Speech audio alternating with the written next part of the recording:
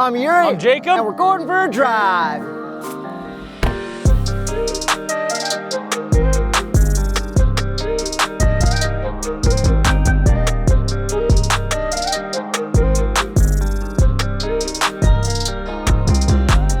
The refreshed 23 BMW X7 XDrive 40i without launch control.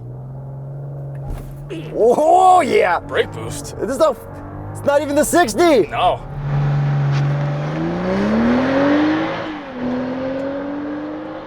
That was good. Horsepower and torque. 375 horsepower, 398 pound-feet of torque from a 3-liter turbo inline 6-cylinder with a 48-volt mild hybrid system. I'm going to put it back to Eco Pro Ooh. in honor of the mild hybrid system. Okay, fine. Whatever. Okay, I want to talk about the looks first because yeah. that's what the refresh to me shows. They got the different headlights. Very different. No more traditional BMW circular things. I don't mind these at all. I actually like the look of this, I think, more than the previous version, unless we're talking about the Alpina XB7, which I think I like more just because of the cool wheels and everything. Totally. And I like the previous one a lot better. However, I don't actually mind this one anymore after letting it absorb in my mind for like a month. And then looking at the rear end, we got slightly different taillights with cool designs and stuff in there. Love them. I really like. I think they did a great job with that. Yeah. And then from the side, it's pretty much the exact same car, but we got this cool paint, which I'm pretty sure is the exact same from that Supra. It does look similar from what I saw in your video. Yeah, so shout out Supra, shout out Toyota colors.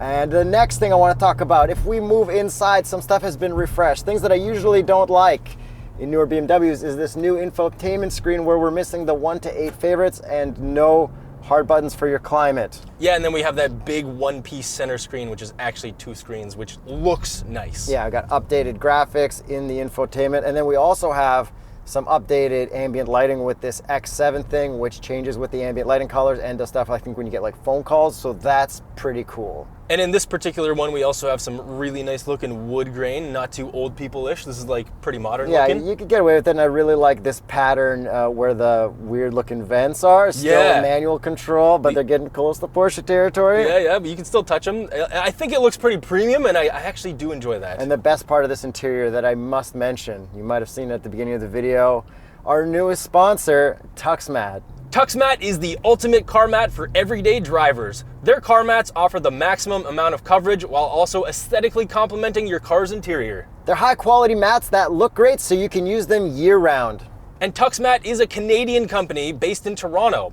They're always looking for new cars to laser scan. So if you're local to Toronto and have one of the cars that they're looking to make a set of mats for, reach out to them through tuxmat.com and you can get yourself a free set of their car mats. And if you're not local to Toronto, TuxMat will also be doing a giveaway contest for a free set of their car mats. All you have to do is subscribe to our channel with the notification bell on and follow TuxMat and TheStraightPipes on Instagram. These are legitimately the nicest car mats that we have ever seen, so we're super happy to have them on board as a sponsor. So go to tuxmat.com, input your details for your vehicle, and see what they have available. Yeah, pause the video right now and go to this link up here. It's usually up here, right? Yeah, I think it's up there. Yeah. Okay, cliche corner rip. Okay. Oh, rotates. It's pretty good. It's just normal good BMW, even though I'm in comfort mode, because sometimes, you're flying around, you need to rip a corner, you don't have time to. Yeah, it's definitely a little body rolly. It's also adaptive air suspension as well, so I kind of expect that. You think it drives better than the Telluride or Palisade through there? Honestly, kind of no. No, it had more power, but maybe like handling not as as wild. It didn't feel as cohesive. And the adaptive air suspension is really comfortable, just like the previous X7 was. I have no complaints about the ride quality, as I really shouldn't in a BMW, because this is very expensive. Okay, another nice thing about driving, I guess is kind of considered quality of life, is the radar cruise lane keep assist. It's like the old one, you still get all those features, the traffic jam kind of stuff, but I feel like this one doesn't sway as much left and right like the Alpina XB7 did, because this is a newer system, so that is a great improvement. Yeah, I believe the system has been updated because this is a refresh. It's an LCI. But still not as nice as Super Cruise and that Cadillac Escalade that we drove down to Pittsburgh for the Corvette thing, but there were a lot of sections where the Super Cruise wouldn't work, where this does work, so shout out BMW, I guess. Yeah, I mean, everyone's got their systems. Every system works a little bit differently, and each one has its own advantages. All right, and then I got another silly thing I want to point out that this has. You know how I love the reverse mode that automatically backs you up to 50 meters? Yep. In BMWs, now we got up to 200 meters going backwards. And on top of that, we can program a path forward. Okay. And then when you get near there, it'll be like activate it, yeah, and you just like drive onto this imaginary line or whatever, and it's like you're on a slot car track, and it actually works really well. I think it'd be good for weird parking situations, but I don't know if it would work underground because I think it works off satellite locations. I think it's a good feature for bad drivers. I personally would never use that feature, but it's nice to have, I guess. Like if you go down that like narrow driveway that I did at my dad's house in the X5, like that would be cool. You could probably reverse through that. Like you just don't have to think. Yeah, I like to think. Yeah, but you don't have a crazy tight driveway like I do sometimes. Yeah. Trust me, bro. It's a good feature. But another feature that you typically like, this particular model does not have, is a drive recorder. Yeah, yo, what the heck? What the heck? Well, at least I can't program it to my shortcut there, and I can't slide it down here. It's like, yeah, it's all touch. this is an expensive car. Give me the drive recorder. And then I watched a BMW video about this, and they were saying how it's like... And with less buttons available, you now really benefit from the intelligent personal assistant. Saying like it was a good thing, and then, yeah, so this voice control can't get you to your SiriusXM channels. Like, hey, BMW, play SiriusXM channel 9. Unfortunately, the vehicle is not equipped with that function. But it is equipped with satellite radio, so I'm like, well, what the heck? Yeah, weird. But it does have a remote start, Okay, well. which is cool. I had to activate it in the infotainment because there was a warning, and they've got a cool new key fob, which shows 3 clicks to turn it on, which is very, very, very, very, very The nice key fob. is an improvement from the previous key. All right, your turn to drive. Let's do it. Don't clap. Well, look at these TuxMats. Look at all the coverage on the side, more than Wow. a regular mat, much more. Very cushy for my heels. They are nice, though. Really nice. Really nice. Okay, what do you want to do? Launch control? I gotta set up my seat first. Oh, it doesn't go as low as I'd like it to. Oh, you have the massage on? I forgot about that. Put on your heated seats, put on your heated steering wheel, put on your heated armrest. I'd rather not do any of that right now because I'm gonna have to think too much. Yeah, I like to think. Sport mode.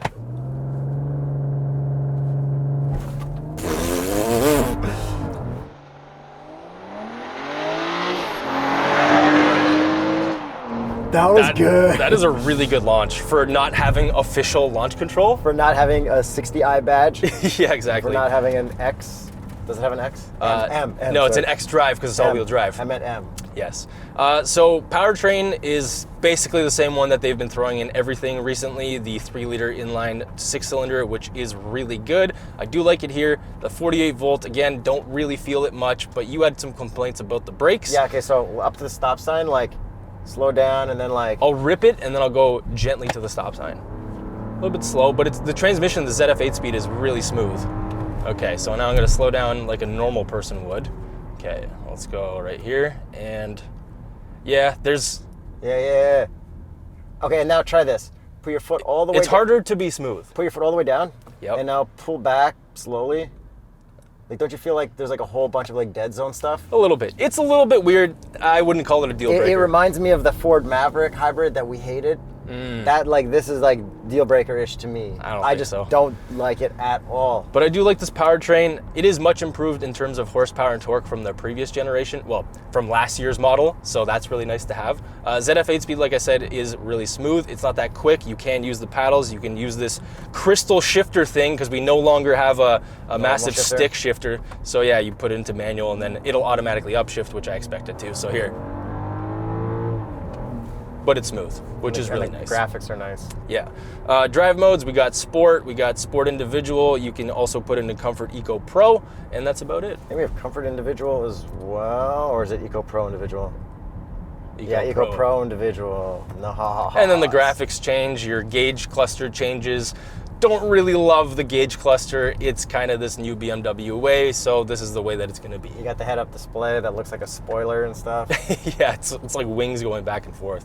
But yeah, this car drives really, really well, super comfortable, love the adaptive air suspension. We also have the optional 4-wheel steering on this, so in parking lots and stuff like that, it is quite noticeable. So is this optional subscription or optional one-time payment? I don't know, Yuri. I think it's actually just a one-time payment. I'm getting confused between my BMW and Mercedes. Okay, through cliche corner, and yeah, I mean, this thing rips It's pretty a little hard. bit better in sport mode than it was in comfort. Yeah, I think the suspension definitely tightened up, and yeah, it feels pretty good.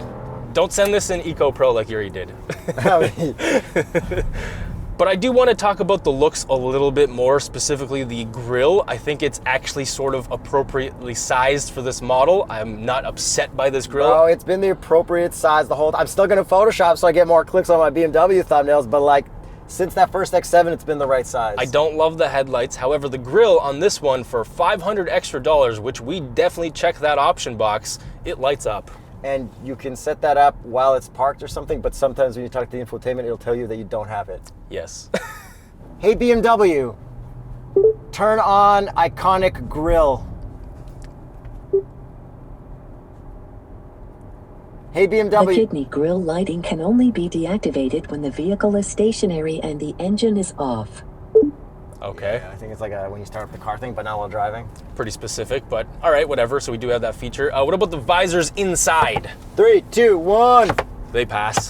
Well, we need them today. And just like all BMWs, cup holders are great in front of the shifter area, and they'll fit a small, medium, whatever, large. It's got heated, cooled cup holderness. And the crystalness is actually an option, which, I mean, I really like it. Okay, you've got the area for your phone, and I guess you'd have to put your phone there as well if you're using your phone to unlock and all that kind of stuff. Oh yeah, because this has like phone as key as a feature. Yeah, it's got all that kind of stuff. Can connect to the app and everything, which is like nice BMW stuff, but I didn't log into the app this time. No. And then rear seat room is quite good because it's an X7. Have we had a bench before or no? Usually we have captain's chairs. I don't recall. But if you look at your leg room and look at your feet, we got some nice TuxMat there. Yes, we do. Full coverage along More the sides. coverage than the little ones that came with it. And what's cool is on certain cars, like on my CX-5, it comes all the way up against the back. So if you have muddy boots and you hit your heels against the back, it's not going to mess up your carpets on your car. Exactly. And then this is also a 3-row SUV.